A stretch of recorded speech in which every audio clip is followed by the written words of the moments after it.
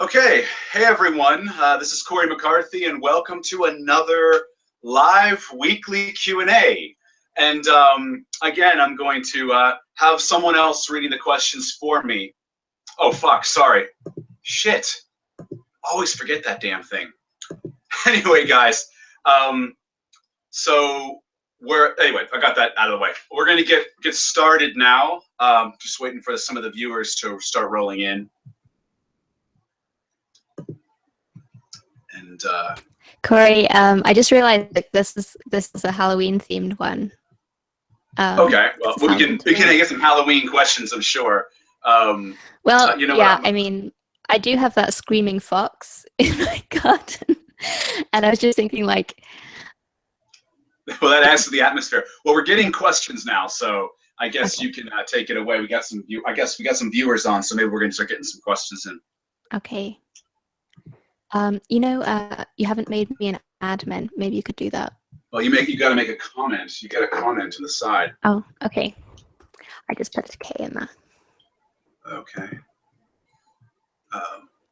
There you go. Yeah, for some reason people want to put up fireworks at the moment. I mean, are fireworks even a Halloween thing? No, but it seems like in London you guys throw fireworks for everything.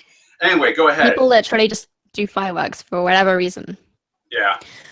Okay, so sorry about this, a bit slight delay. Someone said, first question, what do you think about increasing time under tension, effective or not? And obviously, I'm just going to explain for anyone who doesn't understand that. It's to do with how the tempo that you lift with, like, do you lift fast or slow? TUT is a very effective technique. It actually falls into one of the categories of hypertrophy. There are 3 mechanisms of hypertrophy, and I talked about this in my biceps training video. One of them is muscle damage, and muscle damage is one of the 3. And in muscle damage, you want to focus on having a deep stretched position in the muscle, so like incline curls, flies, sissy squats. Romanian deadlifts are good examples of that.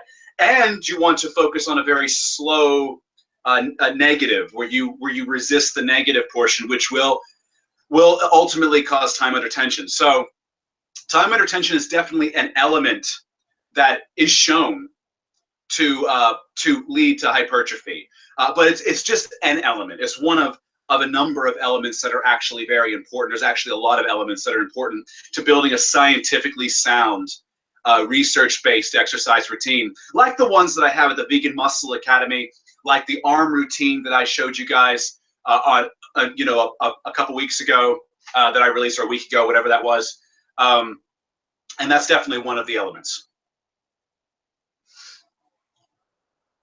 Okay, I just want to add people, if you are not signed into YouTube and you want to ask questions on Twitter, please hashtag Cory McCarthy and I'll read your questions as well. So someone else says, what are your thoughts on horseback riding? Is it cruel? I'm asking because I just finished playing Red Dead Redemption. Well, in a video game, I mean, nothing's being hurt. In a video game, you can murder in a video game, like with there was a game called Manhunt back in the early 2000s that caused a lot of controversy, and I think the second one got banned. Manhunt 2 got banned after it was recalled actually, because of how fucked up it was. You basically played a serial killer and you got points for how fucked up your kills were. Anyway, moving along, horseback riding in reality, yes, it's cruelty to animals. I mean, it's exploitation of an animal. So no vegan actually agrees with horseback riding. So no, I'm against horseback riding.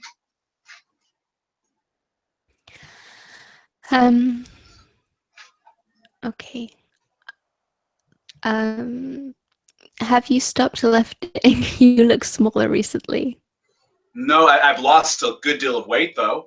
My body fat in just the last month I've actually, since I got back from London, I've lost going on close to 15 pounds now of fat. So I'm shaping in, I'm coming in. My body is dialing in. I'm still not close to where I want to be. I still want to lose probably another 12 pounds, maybe 15 pounds to get to where my target is. But that's my goal for next summer. So I have plenty of time to get there, and I'm taking it slow and controlled. And I always advise you take dieting slow and controlled, because you never want to, go too fast with it. You can burn through muscle tissue. And that's why I always advise you go very slow, half a pound to 2 pounds a week, depending on your individual metabolisms, preferably between 1 and 2 pounds a week. The other thing is, because you're going low carb, I think that might be the reason. Yeah, I am also ketogenic right now, so I'm eating carbohydrates on a daily basis. I'm mostly depleted.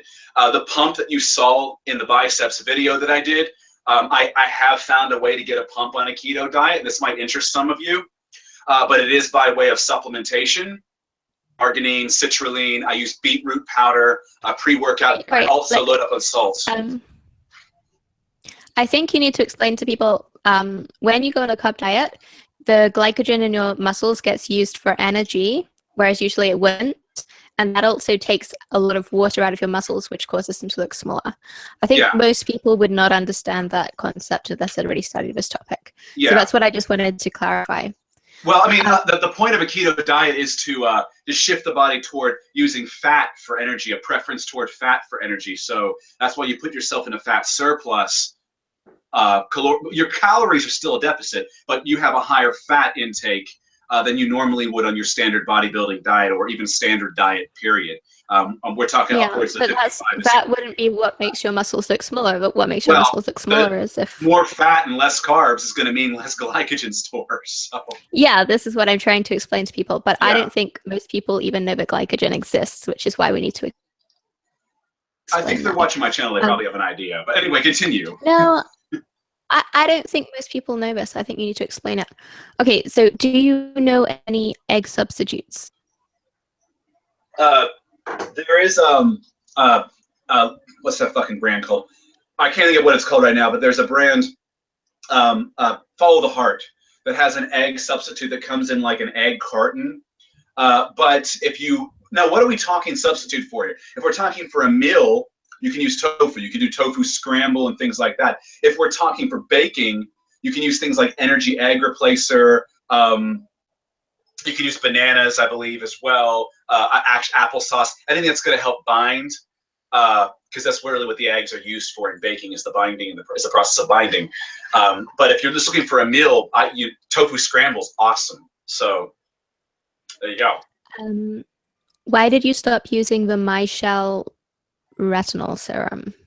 I don't really commit to any one product. I find I like to try new products and see what works better. I used to use a different moisturizer as well.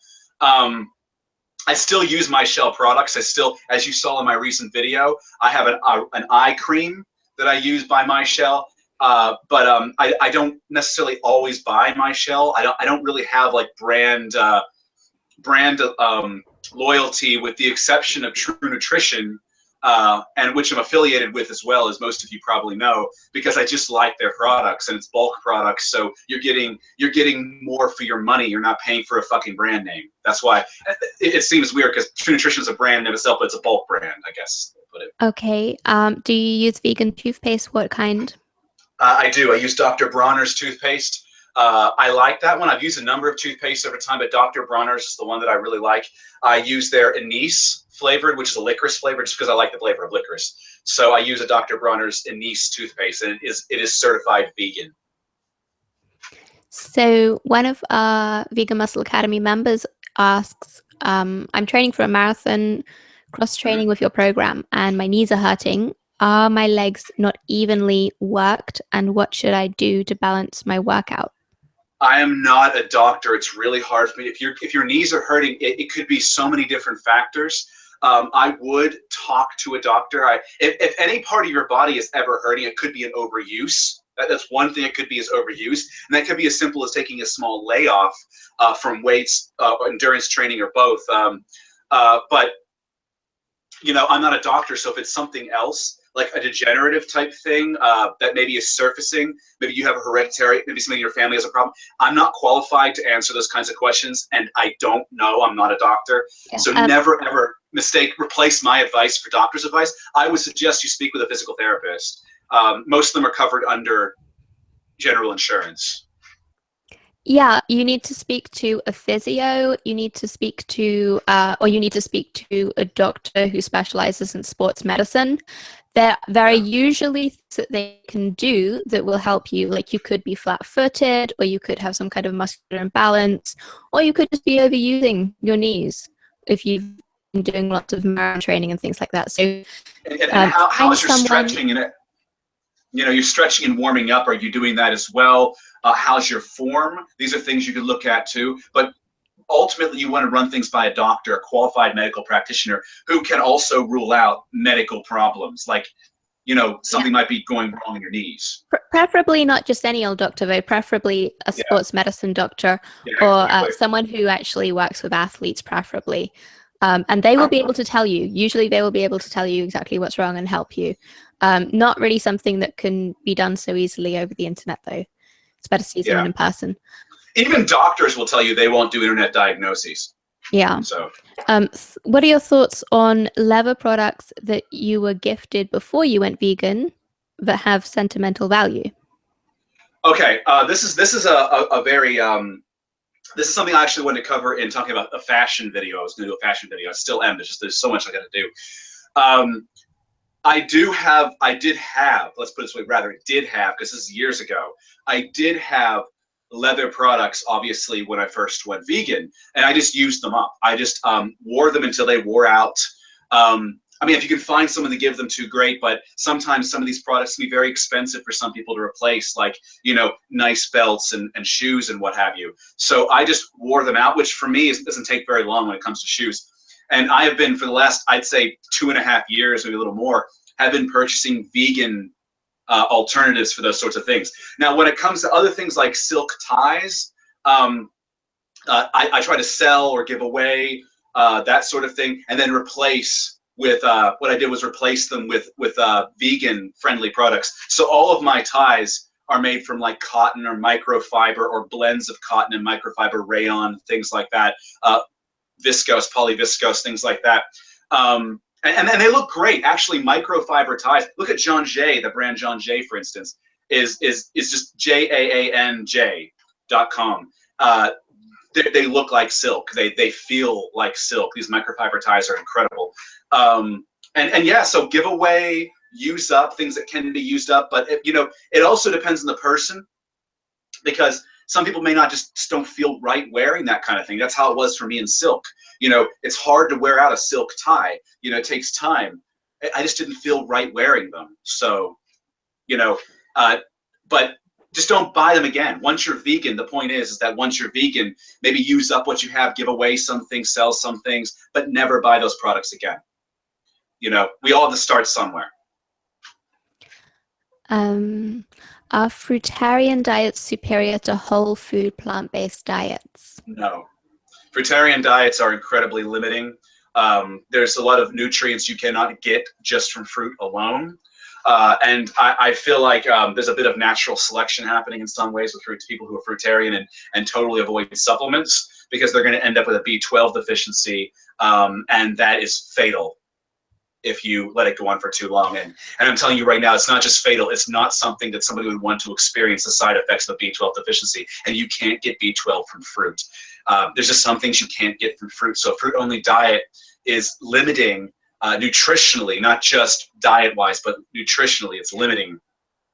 And something that I like to explain to raw foodists and fruitarians, what I like to explain to them is there's actually archaeological evidence that, sorry, archaeological, not the right word, is it?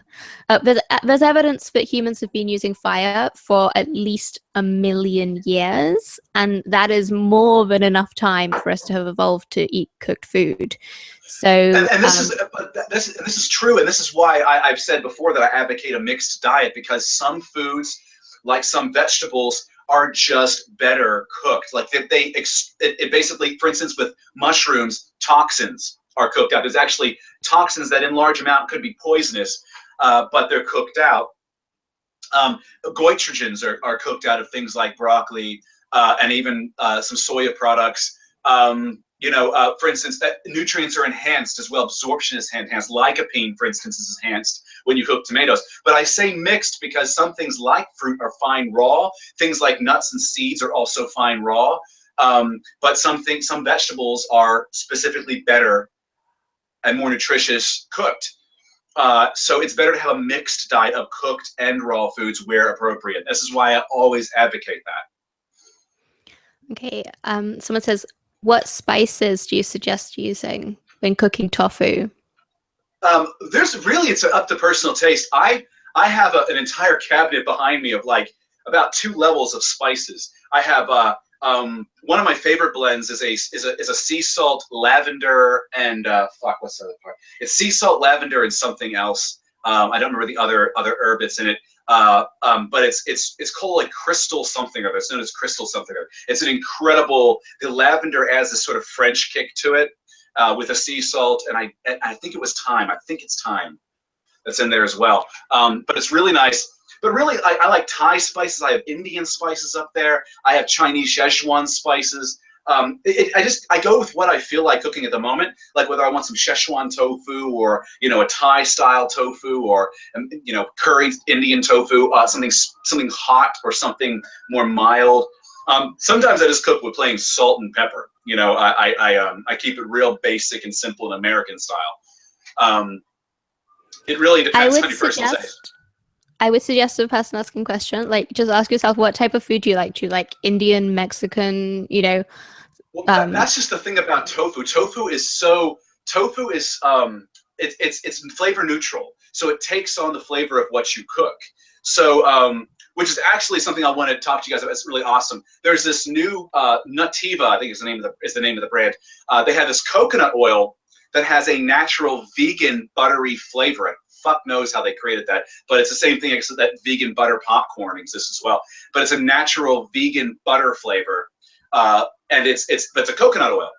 So it's actually I've been using that to fry up my tofu on a keto diet, and it's incredible. It adds an incredible flavor base to the tofu, almost a popcorny flavor base to the tofu when you add salt and everything else. So really experiment, find things that you enjoy. Look in the spice aisle of the store, try new things. You never know what maybe you haven't tried before, and you might find great and interesting. And tofu, like I said, is flavor neutral, so you can cook it in anything, and it'll absorb the flavor of what you're cooking it with. I've even cooked tofu with cinnamon and sugar before, and it's pretty nice when you want a more of a sweet tofu as opposed to a savory. Yeah, I'd suggest buying like the pre-made mixes. They have special pre-made mixes for different flavors, rather than buying separate spices to start out, because it's a lot easier. And then once you get used to that kind of thing and familiar with it, then you can go for like separate spices and choose those particular ones that you prefer. So the next question is, it's not a question, it's a request. We want more call out videos in capital letters. Okay, and people keep asking for more Joe Rogan, but that guy is like, I feel like it's a fucking black hole. I make these calls, and they fall into a fucking black hole. It's like no matter what I say to the guy, he doesn't get it. It will never register. It almost feels futile. Sorry, I don't think it's about. I think people just like you. I know that. But the reason I'm saying this is because Joe Rogan's the one I keep getting a lot of comments for. But actually, I do have a drama video in the works, one I'm planning. If you guys haven't seen the level of stupidity that's occurring in my recent Amen Ra video in the comment section, I mean, the shit that people are saying there blows my mind. Like, really, really absurd astral projection type shit is what we're talking about here. And, I've been considering doing not a call-out video so much as like just a response to stupid comments video, specifically from that Amen Ra, because there's like 500 retarded comments there. I'm serious. It's a laugh riot. If anyone has some spare time and you want a good laugh, go check out those comments. It's absurd. So yeah, definitely. I know you guys like the drama videos, and I have my own brand of drama videos that are science-based. So keep your eyes open. There might be more to come. Certainly will be more to come. Why do you take creatine pre, during, and post-workout? I think I remember you saying you take 15 milligrams on training days. Yes, on 15 grams. I take 5 grams pre, 5 grams during, and 5 grams post. There has been research to show that creatine post and pre-workout both are very effective. at building muscle rather than not doing either. However, if you have to pick one, they found that I believe it was creatine post-workout, but I'll have to recheck that study, I think was the most effective. But the thing is that as a vegan, and this is something true of vegetarians as well, research has shown that vegans actually benefit from creatine supplementation. Meat eaters don't, not in the same capacity. We benefit from a cognitive capacity. And also, because I'm ketogenic right now, because creatine stores with water in your muscle tissues, it's osmotic. It gives me a fuller look. It helps me get a pump, more of a pump, and be fuller when I'm basically depleted for the better part of a week before a carb refeed. So those are some of the reasons why I take creatine. And it's been shown harmless in studies up to even 25 grams a day. So 15 is a little bit of nothing.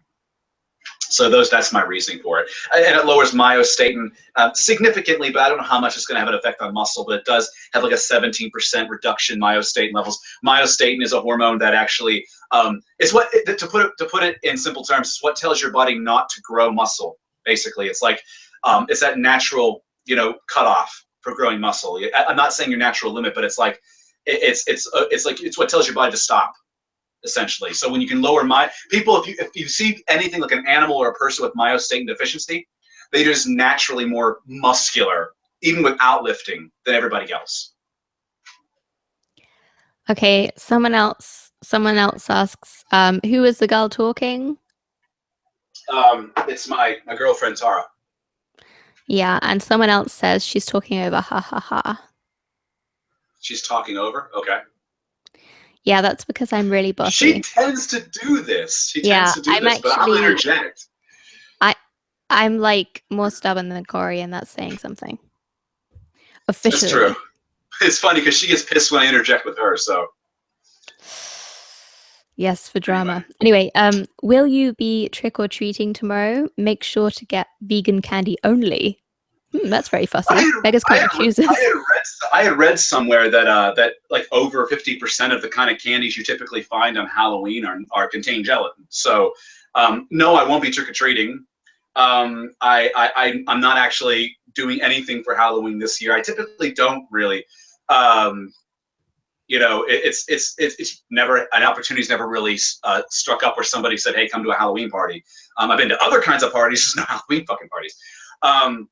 And I keep talking about what kind of outfit I probably wear, but and it's always a toss up between either dressing like Jason Voorhees, from those who don't know, Friday the 13th, the serial killer in Friday the 13th, or Patrick Bateman. It's something that I really would like to do because I obviously have the outfit to do a pull Patrick Bateman pretty well.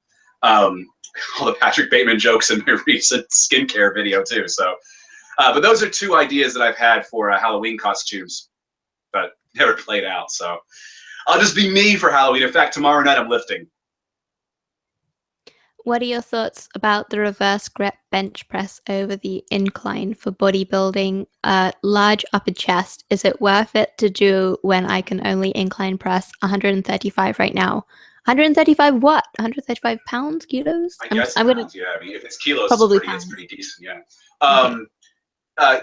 And besides, I don't like talking about weight with people anyway, because this person might be challenging themselves with 135, and more power to you. If 135 is your max, and that's just where you are, don't let anyone, because this is one thing that pisses me off about Jason Blaha, is I've heard he's made fun of people for their lifting numbers, and he can go fuck himself for that one, because people are at different points. Not everyone's the same, not everyone's leverage the same, not everyone's genetics the same, and no one should be made to feel bad about where they're at in their lifting, because lifting is good for you. So lift. And don't worry about what people say. So that's just an aside. Sorry, it's a little bit off topic, but I wanted to bring that up because it pisses me off. But that aside, the incline press is great for clavicular development, pectoral development. Really, any angle of bench press is going to hit the clavicular pecs as well. Now, they have shown, recently, it's been research has shown even in the hamstrings and other body parts that muscles are a lot more complex than what we thought. So, one movement isn't necessarily going to be sufficient for an entire muscle group, because it's not the insertion points aren't always, the insertion and termination points aren't always where, sometimes they're cross-sectional. So that's why for like hamstrings, you want to do Romanian deadlifts and lying leg curls, because they do attack the hamstrings in 2 different ways, and EMG research has shown this. The same thing with the pecs. For the upper chest, you can do underhand grip bench press, which will also consequently hit your medial head of your triceps really, really hard, more so than the close grip bench or the standard bench press. It's actually really effective for the long and medial heads of the triceps as well. And it does hit the upper chest pretty hard, I believe by 30% more than your incline bench. The other thing is too is the decline bench. You may not realize this. A lot of people don't realize this, but it actually smashes the upper chest more than an incline bench press. Actually, significantly more than an incline bench press. Do a decline. Check it out. You will feel your upper pecs fire like hell. Probably a lot more than you do a harder contraction you do at the incline. But really do them all. But if you're going to do the reverse grip bench press, be careful of your wrists. Be careful of your grip width. Have a spotter, because you're putting yourself in a position where if that bar rolls out, it's going to come right down on you. It's a lighter weight. It's going to be because your leverage, the way you're holding it, is going to be, you're not going to be able to use the same kind of weight you can use. And for God's sake, please use your thumb to wrap around the bar. Yeah, so it I really don't like suicide grip anything. Like even when I bench press, I never suicide grip. I never suicide grip. Every time I see a suicide grip with a heavy bench, it makes me cringe. I mean, I'm not saying people don't have a preference for that. Some people just do. But I've actually watched someone lose the weight, and if it wasn't for the fact they had spotters, they would have crushed themselves and their neck because the weight gave out on the suicide grip they were using. So be careful. Okay. I know you don't drink, but how would you get rid of a hangover? I feel like death right now. Fattier foods, higher fat foods can help. But the thing is that it actually works better having that in your system before you drink. Now, again, I'm not advocating drinking because I really don't like alcohol, and I think that people who drink a lot and get drunk on a regular basis are degenerate people. So I don't advocate that kind of behavior. It's just bad for you, and you're not getting any benefit from it, and you're hurting yourself.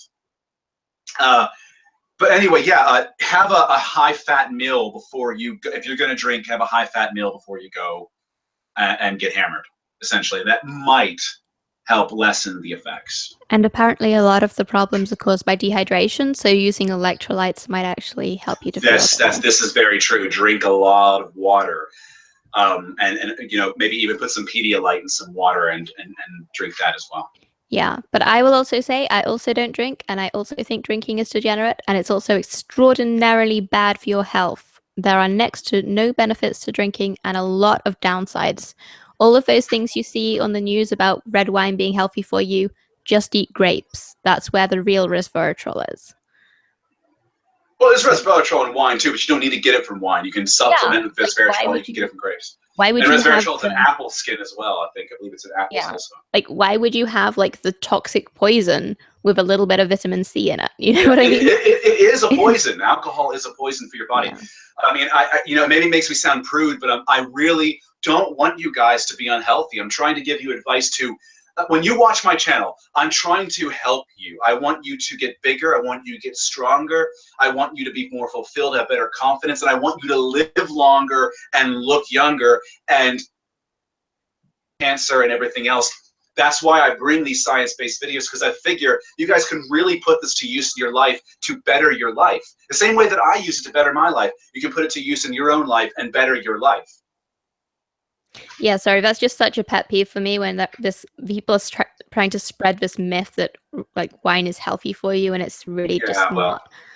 I think it's just the alcohol industry trying to make money or something by putting it. Yeah, and there's a whole social thing. There's a whole social thing wrapped around drinking as well, and it's just I feel like it perpetuates a problem. Sorry, there are fireworks going off here. People are retarded. I can't even hear them. Oh, you can't hear it. Okay, awesome. Okay, okay. So, what kind of deodorant do you use? Is it vegan? It is. Oh fuck! What is it I use right now? I can't think of the brand off the top of my head that I use right now, but it is vegan.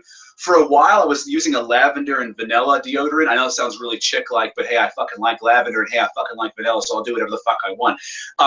But I was using a vegan lavender and vanilla scented deodorant because it just fucking smelled nice.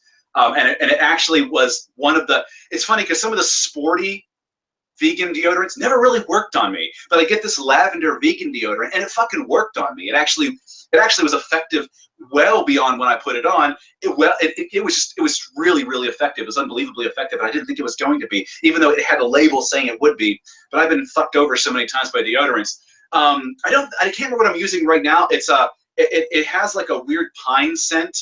It's from Whole Foods Market, and it actually works really, really well. And I've been sticking with this one for a while now, just for a change. I like to change it up because sometimes I just have a different odor, different scent, something like that.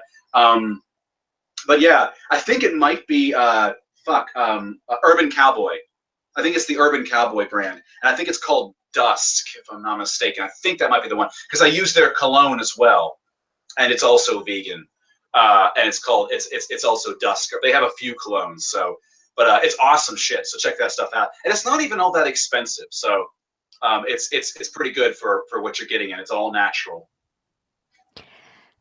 Can I say what I use? Yes, yeah, sure. I mean, I don't know how many women are watching this.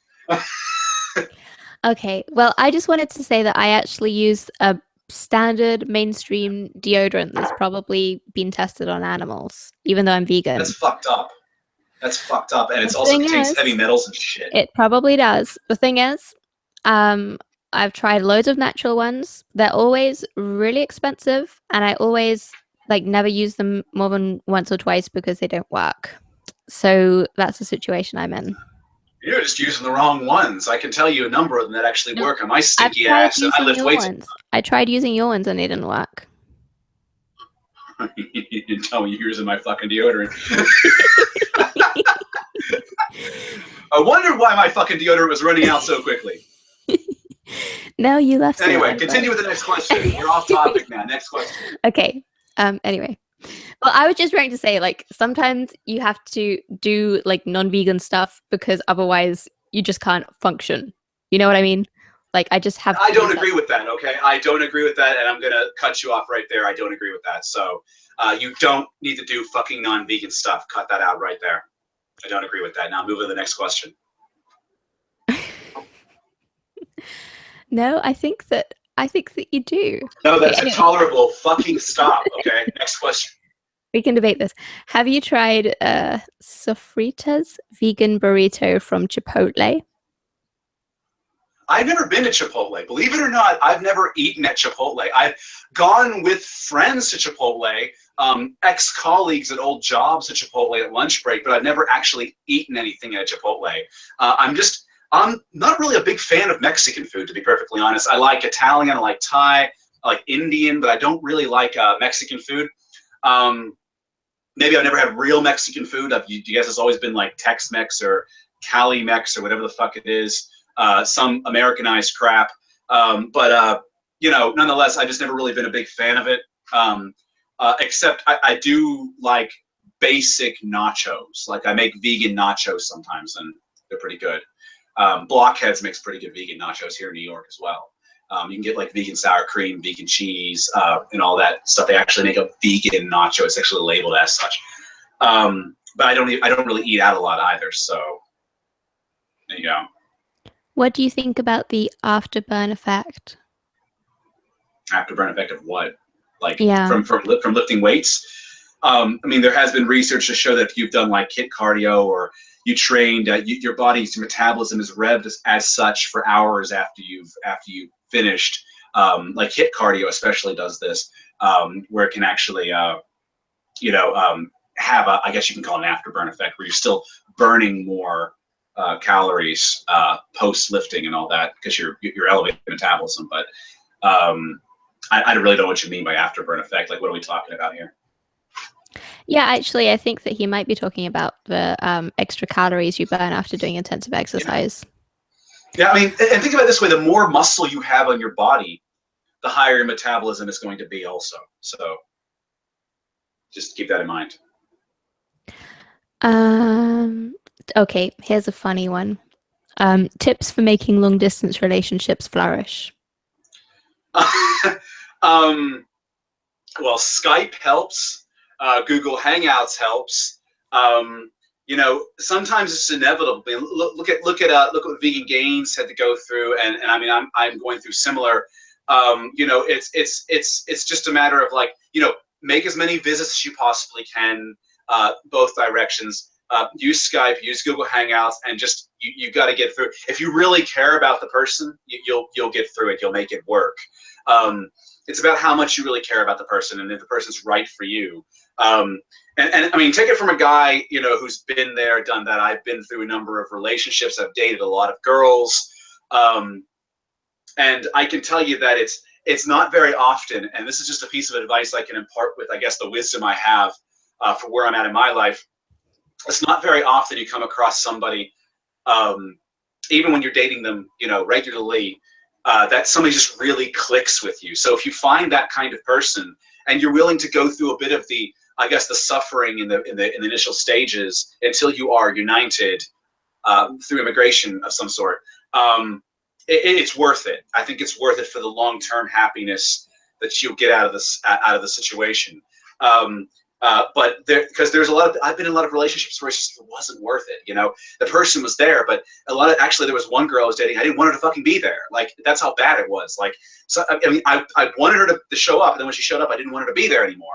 I got annoyed with her being around. So it was a very toxic relationship, and I've been through enough to know that if you find something good, even if it's with somebody who's a bit away, you know, and you have to jump through some hoops until you can be together permanently by some means, even if it's states apart or something, and you're arranging a move or something. If this person's really good for you, and you only know that when you've met the person, you know, you got to meet the person. So schedule a trip, schedule something. And if you really just have that connection on a number of levels, I think it's worth it. I think it's worth it to be with somebody you want to be with, rather than be with somebody who's just convenient. So Skype really helps, and Google Hangouts really help, because you can see them on your screen, hear them, see them. The only thing you can't do is touch them, obviously, but you have the visual, you have the audio, and in the meantime, keep yourself busy. You know, don't let your life revolve around that person. Even in a relationship in general. I'm kind of going off on tangents here, but you should never let your relationship, your life, revolve around the other person. That's dependency. I believe that the best, strongest relationships occur when you have two individuals that work well together as a team, but also work and function well as individuals at the same time. You know, they're not dependent on one another, you know, to be happy. You know, they can be happy themselves as well. That makes the relationship that much stronger. That's my advice there. I can't really think of anything to add. I will have to say too, though, and I don't care if this is a bit forward, but one of the benefits of a long-term relationship is when you do see the other person again during that period when you're apart, the sex is fucking awesome. Anyway, so I told you it's a bit forward, so let's just keep going here. Okay, thoughts on cheat curls, cheat shrugs, cheat rows for bodybuilding muscle? Be really careful with cheating. A little body English is fine to get some extra reps in a controlled manner. What I mean is, let's say you go to failure clean for 6 to 8 reps, but you can squeeze out maybe 2 more, you know, by giving a little body English in there with your curls, or just a little bit of a with your rows, or, you know, your shrugs or something, just a little bit of body English, just a little bit to get that weight up, and try to resist the negative the best you can. That can be beneficial. Do not cheat all the time, because range of motion is important. Contraction is really important, and it's hard to get that when you're cheating. So don't let your ego ruin your weightlifting experience and cause you injuries, you know. And then there's some exercises you just should not fucking cheat on, period. Do not cheat on squats. Do not cheat on deadlifts. I don't even like the idea of cheating on bent over rows. Seated cable rows, maybe. But, you know, because you have a support there. But bent over rows, when your lower back is put in a position of stress, and you're cheating like that, it can be something that could lead to a very serious injury. So be careful with cheating, be conservative with cheating, and maybe ever use it every once in a while, like you would force strips or drop sets, just to get a couple extra reps, but do it controlled. And if you feel your body saying no, don't do it, stop. And that's the same thing with curls too, because your lower back is going to get involved in those bicep cheat curls. I know people always bring this up because they see pictures of Arnold Schwarzenegger doing these ridiculous cheat curls. You can find him on Google, where he's literally swaying all the way fucking back and then going all the way forward again. I don't advise that kind of thing. It's, especially not on a regular basis, I wouldn't advise that kind of thing. All right, how do you gain muscle when you don't have like access to weights or gym membership? You could purchase, home equipment. I have a very rudimentary home gym. I have an adjustable bench. I have a couple dumbbells that are adjustable that go up to 100 pounds per hand. I have a kettlebell that's 36 pounds. I have a pull-up bar that has you can use for multi-angle pull-ups. That's a door frame pull-up bar. And I also have a body elastics set of resistance bands that I can use for flies and stuff. What I will do is, I have those because in New York City we get snowstorms. We get where the subway gets shut down for a couple days. There's been times where I've been my gym has been closed for like a week because people can't get in. There's no transportation. The city's in a state of emergency. And the same thing with hurricane. We get the lashes, the south down there around Florida. We sometimes get the spin-off up here, and then we get things like Hurricane Sandy, for fuck's sakes, which shut the city down for a good freaking week. So having home equipment's good. I have written, for instance, in the Vegan Muscle Academy, I have created a couple different home body weight and resistance band only workouts for people. The only thing is that I really think that it's best to have resistance work, like weight work as well, not just body weight and resistance bands, because for progressive resistance, to maximize your muscle growth, I think that's the optimal way to go about it, to really be able to put the most resistance, to have the most opportunity for resistance. One could argue you could do body weight like pull-ups and do unilateral pull-ups, unilateral chin-ups and things like that, and add extra challenge when you get better at it. But I still think you should use weights as well. Like I do pull-ups with weight hanging from me. I do dips with weight hanging from me. So they're body weight exercises that I add weight to make them harder. But yeah, I mean, if you buy some basic home equipment, you can get things like that on Amazon.com. My dumbbell set, which is adjustable, it was like all of like $100, I think, for those two dumbbells, and it's 100 pounds per arm of resistance. It's basic, but that's all I need. I need basic for my house when I'm in a pinch.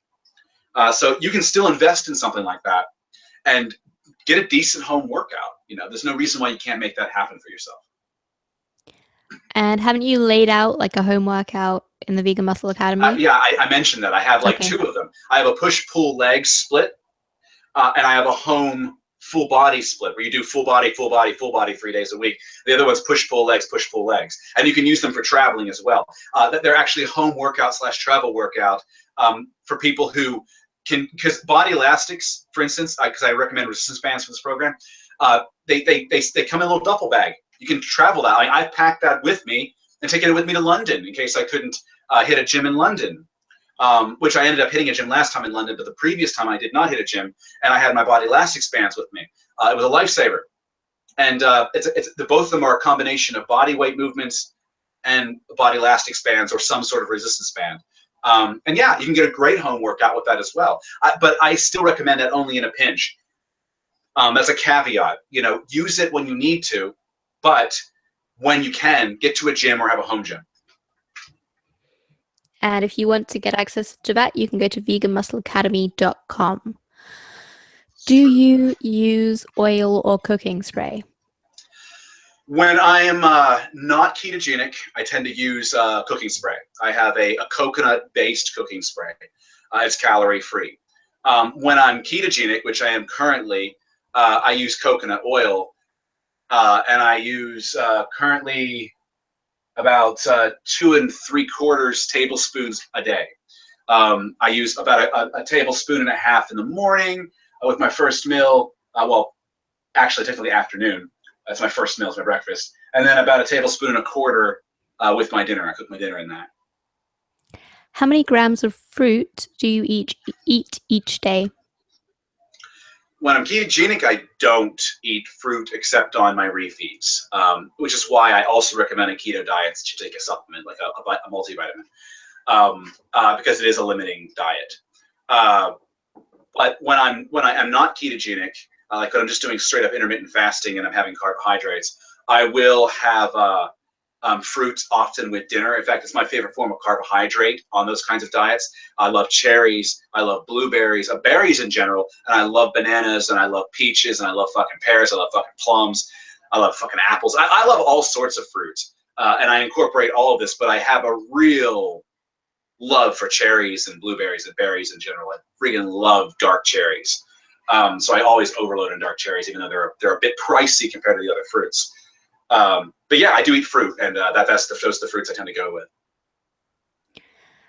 What do you think of durianrider's DEXA scanned 3.8% body fat? I think there's something wrong with that. I also think that Greg O'Gallagher is lying about his DEXA. I don't think he's lying. I think that the results are off. I think there's something off in the results. I don't trust it. I don't know if they did it wrong or something. Something seems fucking off to me, because Gallagher was coming back. His body in one of these videos he had, somebody had linked me, looked to be between about 10, I'd say between 8 and 10% body fat, but the scan was showing like 5 or 6. It was something ridiculous, and it didn't look like 5 or 6 to me. I've seen stage lean 5 or 6, and that didn't look like 5 to 6. Durianrider doesn't look 3% to me, and 3% is fucking incredibly unhealthy. It is absolutely absurdly bad for your skin, your hair, your hormones. It is just not. And of course, I'm going to get shit from Durianrider and his fanboys for saying that, but I really don't give a fuck. I tell you guys how it is, and I go by the research. I don't go by how great I feel, or perceive or whatever. I go by the research too. And I don't recommend that. Research shows that if you are consistently below 8% body fat, your testosterone levels are going to be abysmal. You're going to have trouble getting erections. You're going to have trouble, achieving a decent orgasm. Holding an erection if you can even get one. But then again, doesn't Durianrider take steroids? Because if he does, then his body can be shut down and it won't really matter, because he's exogenously introducing the hormones into his body anyway. But if he's not taking steroids, or he's recommending to his viewers in some capacity, or inspiring his viewers to get that low steroids, he is doing them a serious health disservice. I advocate natural bodybuilding, and that's why I tell you guys, don't go below 8% body fat unless you're planning on competing, and get the hell out of that as quick as possible, because it's not good for your health. Vegan gains. Richard has talked about this, about how when he was competing, that he felt like shit. He couldn't get an erection for months. A hot girl would pass by and he couldn't pop a boner. That's a side effect of having that low body fat percentage. This is documented. It just has a negative impact on your testosterone values, your natural hormone values. You might even require TRT if you keep doing it over and over again for something that you've done naturally. So that's my advice. Yeah, and the other problem is, when the zombie apocalypse hits, you're not going to last very long. Yeah. Cory, yeah. I don't drink coffee. I never liked it. Should I drink it anyway? Because you said it has many health benefits. Coffee does. Okay, first of all, okay, you can get decaffeinated coffee, so that's not really a big deal. It's the flavonoids, the flavonoids, or the fuck you pronounce that are in coffee, that are shown to be anti-cancerous. They're shown to be life extending. They have hunger elating effects. They can actually delay hunger signals if you are unable to get to a meal or something, or you're intermittent fasting. Everyone seems to be under some impression right now that because I'm ketogenic, and I've seen this in the comments, that I am gorging on coffee every day. I have told you guys time and again, my coffee intake has changed drastically. For about the last year, I have not been drinking more than 2 cups in the morning, period. That's because I have 16 ounces of coffee in the morning when I wake up, purely for the health benefits. I do not take it before workout. I don't take it throughout the day. I love drinking sparkling water. That's what I mostly drink throughout the day. Occasionally some tea, but mostly it's like fruit fruit flavored sparkling water, not carby, just like a sprit, like that lemon lime flavor of Schweppes seltzer water. And that's what I do. And then before workout, I've replaced my coffee with beetroot juice. I just find the benefits. I find it's more beneficial. But I still have my coffee in the morning because there are health benefits associated with it. I am immune to anesthetics and I'm immune to stimulants. I just don't get effects from them. Resistance, probably a better word. I'm sure if I took a shitload, I'd probably feel something, but I'm overall pretty resistant to it. I can drink like 16 ounces of black coffee and go right to bed and have a fucking deep sleep. That's just how weird that is for me. But that's just something genetically that I have going on. And I'm not a redhead. People keep thinking it's because I'm a ginger, but I'm not a redhead. I'm blonde. But anyway, if you don't have a problem with caffeine, or even if you do just have to get decaffeinated, if you don't like it, I don't particularly like coffee. I just drink it because of the benefits in the morning. The health benefits that have been associated with coffee and there seems to be more and more and more appearing every day. So that's my advice to you. Just, sometimes we do things that aren't necessarily great tasting, because they're healthy for us. There's just some things like, I don't think beetroot tastes particularly great, but it's really good for my workouts and it's good for my health. When it comes to caffeinated coffee, it actually impacts different people differently. So people have different types of metabolisms. They also have, what is the other thing that varies? The impact that caffeine has on extroverts versus introverts differs. So there are all kinds of variables. So just basically go by, do you feel good when you drink caffeinated coffee on a regular basis, or do you not feel good about it? Because there are so many different factors, it would be very difficult to actually find out whether it's having a positive or negative impact on you based on scientific research. So I just generally go by feeling in this case, even though I know Cory probably doesn't like that. Are you sleeping well? Is your mood well? Huh? Well, yeah, obviously research is better, but there are so many different studies and so many different variables. It would be really difficult to actually find out if you're. Of course. That's why I marry the idea of research and my personal experiences. I might have something that's great in research on paper, it looks great, but then when I try it, I don't get anything from it. I've had that happen with a number of things that I've used where everyone's raving about it, but I can't think of anything on the top of my head, but I don't see the benefits from it, so I don't utilize it. Okay. Next question. Is working out on an empty stomach bad? Will I lose muscle? No. That's a good question. Inherently, working on an empty stomach isn't bad. I do fasted training on Saturday mornings, actually. I train fasted because I do a morning workout on Saturdays. What I will do is I'll take essential amino acids before I go to the gym to prevent the negative effects on your muscle tissue. The negative kind of damage that can occur from training fasted, which has been shown in research. And so BCAAs or essential amino acids both will work to stave those off, and you can train fasted without calories in your stomach. I just personally found a long time ago that when I trained in a fed state that I wanted to puke. I felt like I was going to toss up in a trash can. So I felt better training fasted. I felt lighter and more energetic and more powerful without food in my stomach. That's just personal. It's my personal experience, but it varies from person to person. Yeah, and realistically, training fasted isn't really going to break down your muscle to any noticeable extent, is it? The research does show that there is some negative muscle damage that occurs from training fasted. This is why it's recommended to train with BCAAs or EAAs pre-training. But I mean, stave those there can off. be downsides taking BCAAs as well. So I don't like taking BCAAs. Personally. Understand that BCAAs are in every. BCAAs are just a branched chain amino acids. They're your key essential amino acids. Taking refined BCAAs can have a negative impact on your mood. I guess there was some research that showed that it can have effect on depression, I think, but was depression. And I've also read that it can impede the ability to restrain yourself from being impulsive, which isn't very good. I don't think I've had that problem. Because it affects the amount of serotonin in your brain. I'm ADD, so yeah, I'm ADD. Anyway. I already have a problem with that shit. So yeah, but anyway. Anyway, I haven't actually looked at research myself, but I don't. If you want to just train fasted, I think that's fine. If you want to take BCAAs, then that's totally healthy. So animals eat other animals, so why shouldn't we? disregarding the industry cruelties just on principles? That's an appeal to nature fallacy. Bear in mind, some animals are obligate carnivores. That means like cats, for instance, are obligate carnivores. They do what they have to do for survival.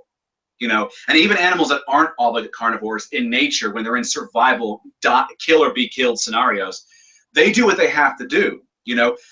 We are higher cognitive beings. Therefore, with that comes, we have more that we should hold ourselves responsible for and levels we should hold ourselves to as well, higher levels of that we should hold ourselves to. And I believe that, I personally think that as a vegan, because we can be vegan and we can be vegan healthfully, especially with all of the advents that we have around us in modern society, I don't see why we should exploit when there's no reason to exploit. We have alternatives at our disposal that are better for the animals, better for our health, and better for the environment. So don't compare yourself to other animals. I mean, one could argue too that, for instance, lions, they commit rape, and they also commit infanticide. I don't see people, wanting to copy lions in that regard. For instance, they want to copy lions with eating meat, but they don't want to copy lions with raping and eating their young, or the young of, the young offspring produced by another male. So, why copy them? Why cherry pick? And understand that, again, what animals do in nature is for survival. You don't have those same stipulations. You don't have those same stressors on you. And you have a higher cognitive ability. Yeah, it's part of being civilized, Exactly. Yeah. This is why we don't run up to animals and dig our teeth into them. It's why we don't take our kids to learn how to butcher animals, Mike Tyson might run up and dig his teeth into something, and he did fight that way one time. He bit someone's ear off. Well, he's a barbarian, isn't he? Okay. So what do you eat after a workout? Immediately, I just have a protein shake. I will have a scoop or two, a scoop and a half of of a vegan protein powder. You guys can mix my blend at TrueNutrition.com. It's 50% pea, 50% soy, 35% pea, 15% rice. The rice is concentrated. The soy and the pea are isolated. And I have that with some creatine and some additional amino acids like BCAAs. And I'll have that, and then when I get home, usually with an hour or so later, I'll have a full-on meal. My computer is kicking out. We've been going for about an hour again. It always lasts about an hour when it goes off the charger. It's just how long the battery's lasting at this point. So we should get to wrapping this up, or it's going to cut out on me altogether. So do you want a couple more questions, or? I don't know if I have the capacity for anything large, so maybe one more quick question. Okay, what makes you want to do keto? I just personally like the way it feels. I feel that I'm more satiated, even with my calories being equally as low as when I'm not keto, and cravings are at bay, seriously at bay. And my strength is up, and I feel like my sex drive is up as well. It's probably from the higher fat content of the keto diet. So that's my answer with that. In short, I just like how it feels. I like how it feels. And once I sorted out the pump issue that I was having before, where I gave up on keto for a while because I couldn't get a pump, and I sorted it out with supplementation, I'm back on it full force, and I really like keto. I'm still intermittent fasting. I'm just doing it ketogenic style. I still do IF though. IF is just an eating pattern. It's not necessarily a diet intake structuring of macronutrients. Anyway, so I'm going to wrap it up here with that. I had a lot of fun with this, guys, and we'll do another one next week, like usual. And if you have more questions for Cory, then you can join the Vegan Muscle Academy, where there's a forum, private members forum. You can ask him as many questions as you want there. This is true. And of course, there's going to be another Q&A next week. So I will see you guys around. Take care. Bye-bye.